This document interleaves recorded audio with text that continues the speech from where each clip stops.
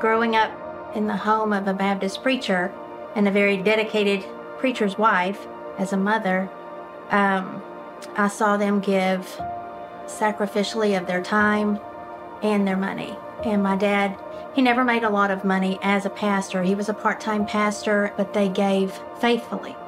And because of that, we never went without. It seemed like there was always a bill that would come in the mail, something that I had to pay, a doctor visit, something going wrong with the car. And I thought, I kept hearing at church, God says to test him on this. This is the one thing he says, test me on giving. And so I just started testing, and I said, okay, Lord, I'm going to give. No matter what, I'm going to give. I was a single mom for 11 years, raising 3 kids. Money was tight, but I always gave faithfully. And, the budget on paper didn't seem to work out, but my budget always got met.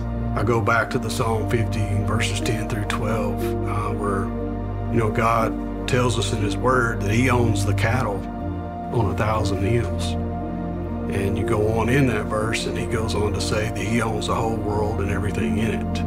When we understand that it's all God's, it puts us in the place that we're simply stewards of what he blesses us with, or he allows to come into our hands. And Martha and I made the choice early on that we wanted to be good stewards of all that he blesses us with. There was a time in my life that I tried to live life according to my way.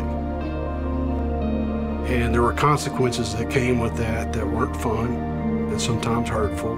The Lord just impressed upon me, son, you're putting your life in my hands. You're dependent on me with your life. Why can't you depend on me with your finances?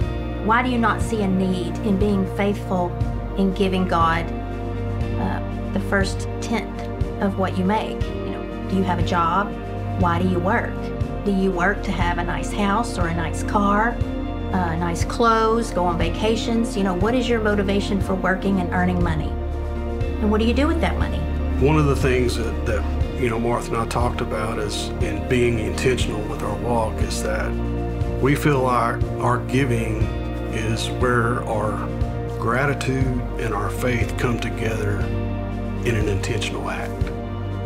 We want our giving to reflect our heart, and we want to give out of a response of the blessings and the grace that God gives us. Yes. You can look at a man's checkbook and know where his heart is, and I think that's very true. I think a lot of people get caught up in the materialistic ways of the world, and when you do, you're going to lose sight of tithing. When you put the money coming in on paper and the bills going out on paper, if there's nothing left over, or if there's a minus sign at the bottom of the page, and it doesn't work out on paper according to our math, but yet every month the bills got paid and there was money left, that's God's math.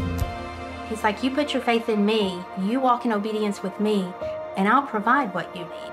And there will be money left over. There will be things left over. God is just good that way.